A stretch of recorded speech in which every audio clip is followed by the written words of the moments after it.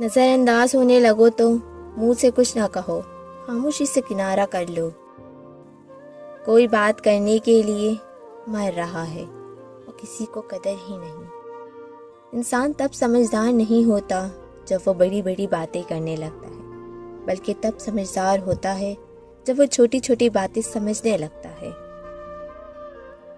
اکیلے ہی لڑنا پڑتی ہے زندگی کی لڑائی، لوگ صرف تسلی دیتے ہیں، ساتھ نہیں۔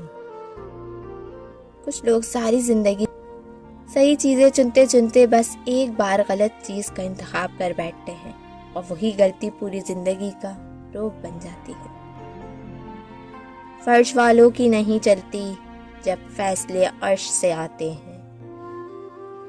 آئینہ جب اٹھایا کرو پہلے خود دیکھا کرو، پھر دوسروں کو دکھایا کرو۔ کسی سے بدلہ لینے کی ضرورت نہیں، تقدیر پر چھوڑ دو۔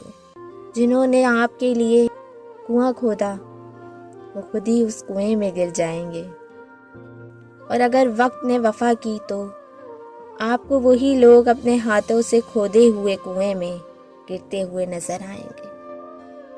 موبائل نے ساری دنیا کے لوگوں کو تو جوڑ دیا ہے، لیکن سکون دینے والے اپنے ہی گھر والوں سے دور کر دیا ہے۔